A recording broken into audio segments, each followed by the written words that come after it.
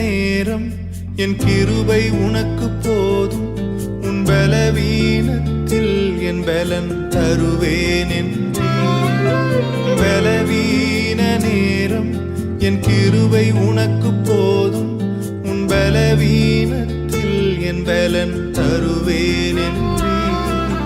நிழல் போல என் வாழ்வில் வருபவரே, விலகாமல் துணை நின்று காப்பவரே.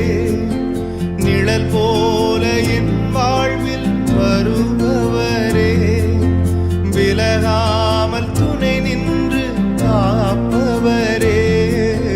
நீர் போதும் என் வாழ்விலே ஏசையா, நீர் போதும் என் வாழ்விலே.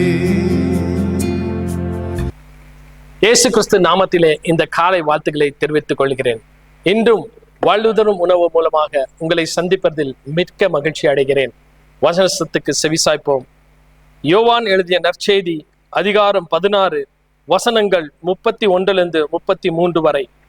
இயேசு அவர்களை பிரதி உத்தரமாக, இப்பொழுது நீங்கள் விசுவாசிக்கிறீர்கள். இதோ நீங்கள் சிதறுண்டு அவனவன் தன் இடத்துக்கு போய் என்னை தனியே விட்டுவிடும் காலம் வரும். அது இப்பொழுதே வந்திருக்கிறது. ஆனாலும் நான் தனித்திரேன், பிதா என்னோடு கூட இருக்கிறார். என்னிடத்தில் உங்களுக்கு சமாதானம் உண்டாயிருக்கும் பொருட்டு இவைகளை உங்களுக்கு சொன்னேன். உலகத்தில் உங்களுக்கு உபத்திரவம் உண்டு, ஆனாலும் திடன் கொள்ளுங்கள், நான் உலகத்தை ஜெயித்தேன் என்றார். நாம் ஜெபிப்போம். ஆண்டவரே, அப்பா, நீர் சொன்னீர் ஆண்டவரே, இந்த உலகத்தில் அநேக உபத்திரவங்கள் உண்டு, ஆனால் திடன்கொள், நான் உலகத்தை ஜெயித்தேன் என்று. அப்பா, உலகத்தை ஜெயித்தவர் எங்களோடு இருக்கும்போது இன்றும் தகப்பனே அநேக பிள்ளைகளுக்காக ஜெபிக்கிறேன் ஆண்டவரே. அநேக உபத்திரவங்கள் மத்தியிலே, அநேக தகப்பனே அப்பா பாடுகள் மத்தியிலே, அநேக அப்பா தகப்பனே அப்பா அந்த பிள்ளைகள் படுகிற பாடுகள் இருந்து விடுதலை கொடுங்க. இன்றும் அப்பா அநேக ஸ்கூல் ஆரம்பிக்கப்பட்டு இருக்கிறது, ஆரம்பிக்க போகுது ஆண்டவரே. அவர்களுக்கு ஒரு நல்ல ஆசிரியரை கொடுங்க ஆண்டவரே. வாழ்க்கையிலே தகப்பனே ஒரு தெளிவான புத்தியும் தெளிவான ஞானத்தை ஒவ்வொரு பிள்ளைகளுக்கு கொடுங்க ஆண்டவரே. தகப்பனே, அநேக உபத்திரங்கள் இருந்தாலும் அப்பா அவள் திடன் கொண்டு தன் வாழ்க்கையை நடத்த அப்பா போதுமான பலத்தையும் அப்பா ஞானத்தை கொடுத்து ஒவ்வொரு பிள்ளைகளை கரம் நீட்டி நீங்கள் ஆசீர்வதிப்பதற்காக நன்றி. இந்த நாளிலும் தகப்பனே அநேக குடும்பத்தில் உபத்திரங்கள் இருக்குது ராஜா, ஆனாலும் அந்த உபத்திரங்களை ஜெயித்த தேவன் என்னோடு இருக்கிறார் என்று ஒவ்வொருவரும் அந்த விசுவாசத்தை திடமான நம்பிக்கையை கொடுங்க ஆண்டவரே.